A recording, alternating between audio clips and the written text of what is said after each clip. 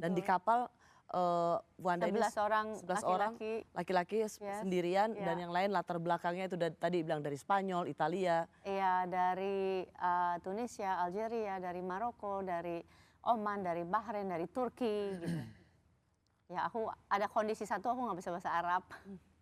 Tapi ada beberapa orang yang bisa bahasa Inggris, jadi aku selalu minta mereka translate dan mereka sangat menghormati perempuan gitu. Mungkin karena aku juga satu-satunya selalu diperhatikan gitu. Tapi kondisi kapal ya gitu, saking sempitnya aku tuh sampai kakiku harus dilipet gitu. Aku nggak bisa menyelonjorkan kaki.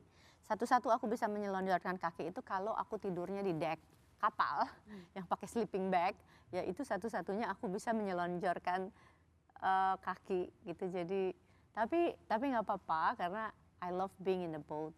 Ini visual, ini bisa kasih tahu nggak, Wan? Nah ini akhirnya, ini sedih banget karena akhirnya mereka tahu aku menunggu berhari-hari untuk dapat kapal.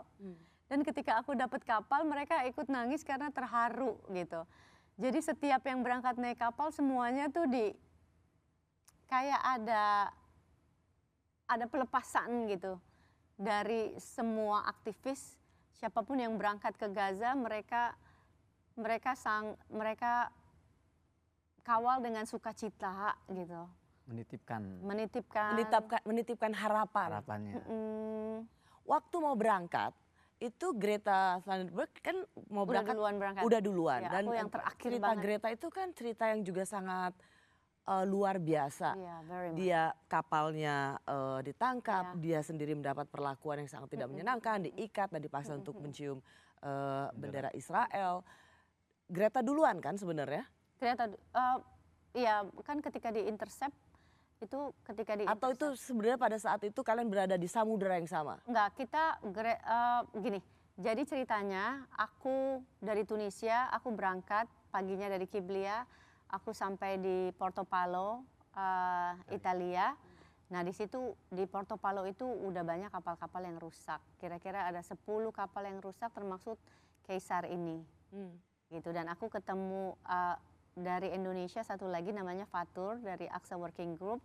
Dia kapalnya nggak apa-apa tapi kapten kapalnya kabur. Jadi banyak permasalahan yang memang dinamikanya sangat besar dan kita menunggu lagi di Portopalo lama sekali sehingga kita harus tidur di pinggir-pinggir pelabuhan, kan kita nggak punya visa Schengen ya. Maksud pertanyaanku adalah ketika seorang Greta saja yang namanya mendunia, ikon internasional untuk environmental, keadilan sosial, dia diperlakukan dengan cara yang sangat luar biasa. Saya bisa bilang, wah dia savage sekali dan dia diikat dan dipaksa untuk melakukan mencium bendera Israel gitu. Pertanyaan saya, itu udah kedengeran duluan nggak? Kenapa saya nanyain ini? Enggak. Karena jadi gini, Greta aja digituin, jangan-jangan kami bisa mendapat perlawanan yang jauh lebih tidak manusiawi. Apakah yang terjadi pada Greta itu tidak menyurutkan Wanda? Enggak.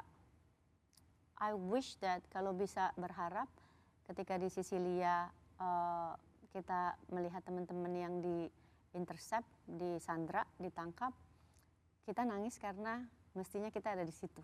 Oh. We all cried, like kita 24 jam kita pasang Global Sumut Flotilla karena kita bisa lihat secara live kan bagaimana cara mereka mengintercept. We stay late sampai kita nggak tidur untuk kita nangis karena bukan karena melihat mereka ditangkap tapi karena kita mestinya ada di situ. Membersamai Palestina. Kamu gini, Kenapa gitu. Hatimu dan teman-teman aktivis lainnya dari belahan dunia itu merasa bahwa harusnya kita juga ada di situ? Ya karena memang kita harusnya ada di situ kalau kapal kita bisa berlayar dan nggak rusak. Dan kayak gimana ya, kayak ngerasain bahwa membersamai Palestina kita juga ingin ngerasain setitik penderitaan rakyat Palestina gitu. Jadi kita mau rakyat Palestina merasa you are not alone dan kita masyarakat dunia nih semua melek and we have our love, our sympathy, our empathy for you, and this is what we do for you gitu. Kita ingin membersama Palestina untuk mereka nggak merasa sendirian. Makanya ketika dengan seluruh cuaca, bayangin kalau kita ngelihat Greta digituin, bayangin nggak Palestina diapain? Diculik, direp, dimakan sama anjing, disiksa, dimutilasi, dilaparkan berbulan-bulan. Lihat yang keluar dari penjara kemarin kondisinya, mental dan fisiknya. Hancur sehancur-hancurnya, tapi mereka tetap sabar dan mereka nggak pantang menyerah.